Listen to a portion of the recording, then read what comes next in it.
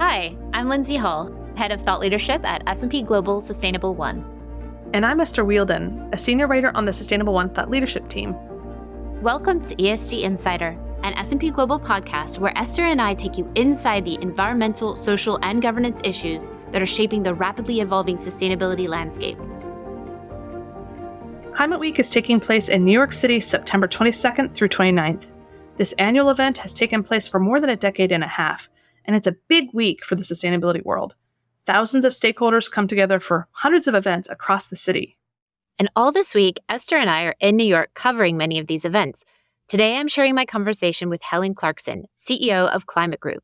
This is the nonprofit that organizes Climate Week in partnership with the UN General Assembly and the City of New York. I sat down with Helen on the sidelines of Climate Week's opening ceremony, which took place Sunday, September 22nd. Okay, here's Helen.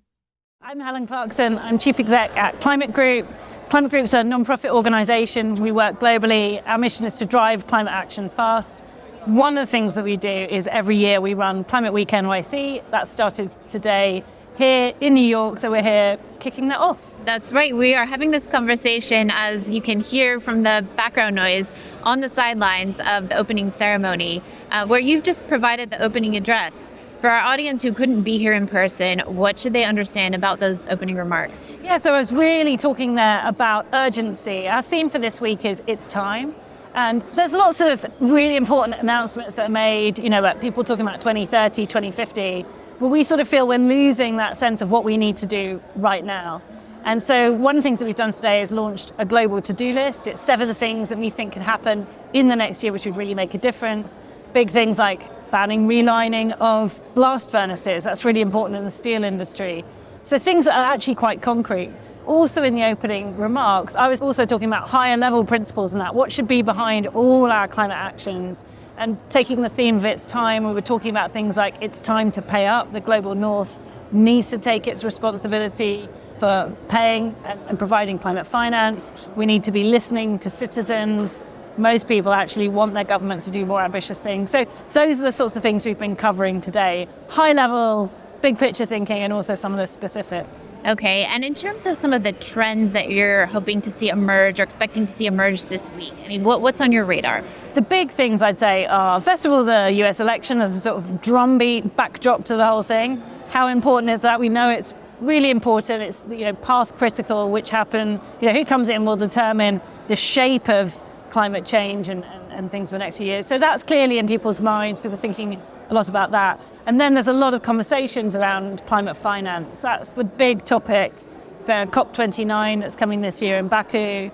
So lots of conversations emerging around that. And things like, how do we share that responsibility? How do we make sure the polluter pays principle is important, but also how governments cover off and actually start to put money into the funds that we need. And the polluter pays principle is just what it sounds like. Yeah. If you pollute, you're paying for it. Well, so it's a very old environmental principle, actually. It goes back to things like spills and things like that. And we've just been hearing, I mention it now because Senator Schatz from Hawaii mentioned it on stage of yes, it's about how governments contribute to climate finance, but he was talking about, how do we also get the people who've caused the issue to pay? So thinking in those terms. Yes, and on the topic of COP29, I've already heard that come up quite a few times. And like you said, this focus on finance and people calling it the finance COP. What can you tell our listeners about that? Yeah, so COPs are interesting. They run, and they can be quite hard to penetrate, I think, from the outside. They run in these 5-year cycles. So the big COPs, as it were, are the ones that end in 5 or 0. That's because the Paris Agreement set this 5-year rhythm. And so COP30 next year in Belen is going to be a big, big moment. So this year's COP29, it's in Baku, Azerbaijan. And so it's one of those COPs that doesn't have this kind of structural piece within it. So it's up to the hosts of it, so the Azerbaijanis, to set the agenda.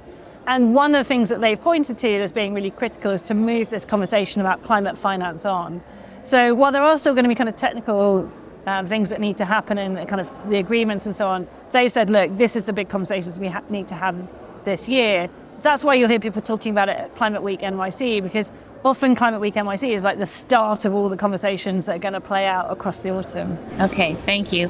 So one challenge that I see in some of the sustainability and climate events I attend is this issue of preaching to the choir or a siloed approach. Yeah. And I wonder, what is your thought? How is Climate Week going to get over that hurdle and avoid that? Yeah, it is a difficulty. I don't think it's always bad to talk to the people who are working on this, because climate change is a really difficult thing to work on. And so I think there is a value in actually bringing people together who work on it to give them that kind of sense of energy and seeing that other people, because it can feel lonely, like, is no one else thinking about this? I'm spending so much time in it. So that I don't want to knock the value in that. But we do try and get Climate Week out there. We get other people involved. This year there's about 900 events happening across the week. Climate Group organises a bunch of those, but there's also lots of people hosting their own events. Anyone could apply and get affiliated. We check that it's a climate event and that it's, aligned with the mission. But then it goes up on our website and people can find their way around. So there is a way that it starts particularly to move past what we often talk about as that climate bubble. And then we're doing a lot with media and trying to get it out into other channels as well. And so one of the things we've launched today is a big video, which we'll be pushing out on our social channels. But I hope that was written in a way that we can get beyond just the kind of tight technical people that work on it. Okay. And on this topic of bringing along all stakeholders, Climate Week, of course, happens at the same time as the United Nations General Assembly. Yeah. What should our listeners know about that and how these two events take place? Yeah, and it's very deliberate. I didn't found Climate Week, but that was definitely the idea, was to have it alongside the UN General Assembly, partly so that we could get leaders here. We've had the Prime Minister of the Bahamas here today because they're in town. And then I often joke, they get stuck in traffic a lot. We've got loads of Climate Week signs up around. So maybe as they're stuck in traffic, they're looking out of their limo and they're seeing climate and they think about climate for a bit. But it's really, an ongoing, we've worked with the UN over the years to make sure the agendas are together, they know what we're doing and so on.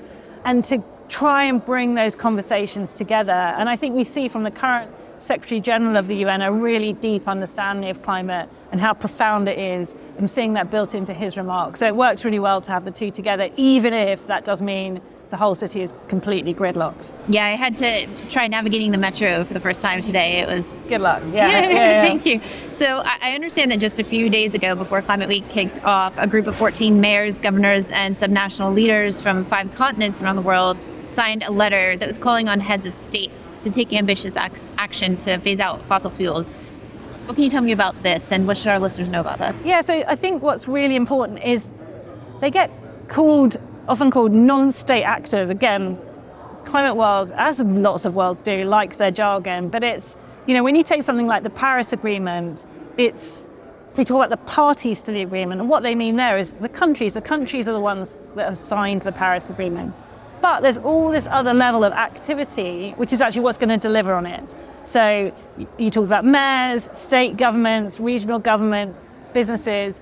They all have touch points with different people and at different levels. So when you think about a national level targets, that will often, much of the implementation of that is going to happen much more locally.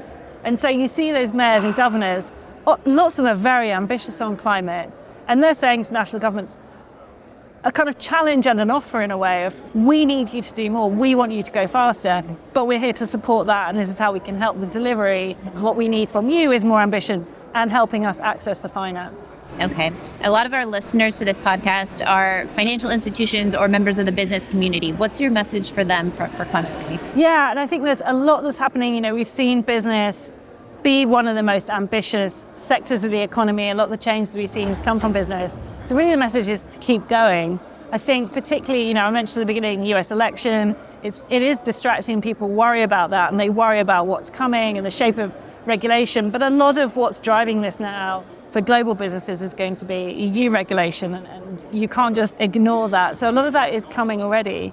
And I think the message to business is to kind of keep going what they're doing, but also you can continue to be ambitious on this, because there's been a lot of polling that 80% of people in a recent UNDP survey said they wanted governments to be more ambitious on climate. And we see that filtering through to what they want to see from businesses. So I've seen a report that's coming out this week that's going to say people will reward businesses for starting to do the right things on things like fossil fuels. So really to kind of keep going, I think, is what my message.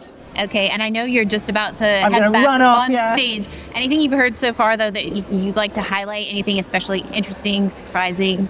Yeah, so I mentioned earlier we've done this global to-do list. I'd love people to look at that. There's a video, you can see what it looked like. But in that, we're getting into some of the specifics around things like methane, things like energy efficiency, and saying, look, we need to start being specific. So yeah, I'd recommend people look at that because it's got ideas and hopefully triggers other ideas as well. Okay, great. And then final question, is there anything that you're particularly looking forward to in the week ahead? Sessions, speakers? Yes, so there's a couple of announcements coming tomorrow, which I can't say what they are, but there's some good announcements coming. So yeah, I'm really looking forward to some of this. We've got some US politicians coming and hearing how they're talking and thinking about the election. That's going to be very interesting. I'm very excited. Wednesday evening, I've got a late night drink, which I'm very excited about because that for me will be starting to transition. So yeah, I've kind of got my eye on the prize. Okay, excellent. Anything we haven't touched on, Helen, that you'd like to share with our listeners? No, I think just tune in where you can. Anyone who's in New York this week who can come, there's plenty that's happening you can find on the website, and just, looking forward to all the engagement. 900 events. There's lots to choose events. from. You can find time. Well, thank you so much for your time. Thank you. It's great talking with you. Great. Thank you very much. So as you can hear, there's a lot to look forward to in the days ahead. Please stay tuned as we bring you more special coverage from Climate Week NYC. Thanks so much for listening to this episode of ESG Insider. If you like what you heard today, please subscribe, share, and leave us a review wherever you get your podcasts. And a special thanks to our agency partner, the 199. See you next time.